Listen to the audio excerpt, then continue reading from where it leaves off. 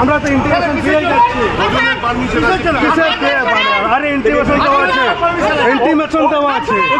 অগ্নিদি অগ্নিদি এইভাবে আটকানো অগ্নিদি আপনারা কেন অগ্নিদি কেন আটকানো?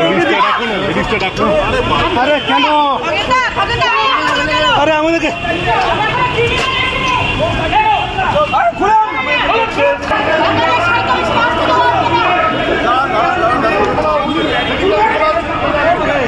আমাদের ডেপুটি হাই কমিশনার 5টায় টাইম দিয়েছে, ওনারা কলকাতা পুলিশ এখানে রাস্তা আটকাচ্ছে। কেন, কিছু কারণ বলছেন? ওরা জিজ্ঞেস করবে, বলছে পারমিশনের কাগজ দেখ। আপনাকে ঢুকতে দেওয়া হবে না? না না, ঢুকতে দেওয়া ও দিয়ে আর কে, যে বাড়ির মালিক সেটা দিতে ও দিয়ে খেলছো কেন? এখানে আটকানো হলো কেন? সামনে ব্যারিকেড দিয়ে আটকানো হলো। পুলিশকে জিজ্ঞেস করো। এই রাস্তাটা ওখানে আটকে রাখেন, বন্ধ করে রাখেন। দিদি কি আপনাদের আটকে দেওয়া হয়েছে? হ্যাঁ, আপনাদের কি আটকে দেওয়া হয়েছে?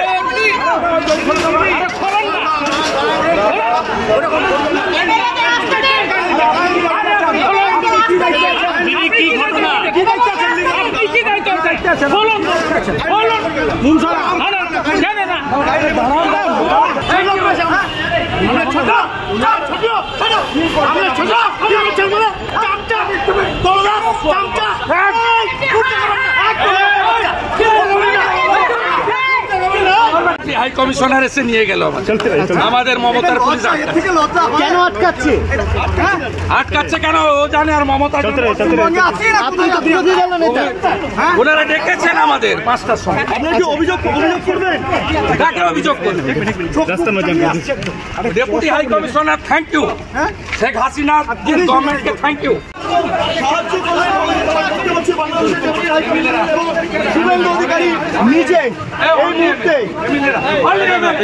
সেই ছবি সরাসরি হুমকির পরিস্থিতি, রীতিমতো হুমকির পরিস্থিতি দেখা গিয়েছে। পুলিশের সঙ্গে রীতিমতো বচসা, পুলিশের তরফে বাধা দেওয়া হয়েছে, সামগ্রিকভাবে ব্যারিকেড করে দেওয়া হয়েছে।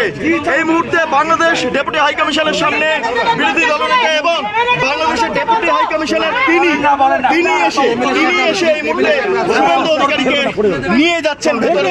সেই ছবি আমার অফিসারের ভিডিওটা লাগবে, চলুন। ওই যে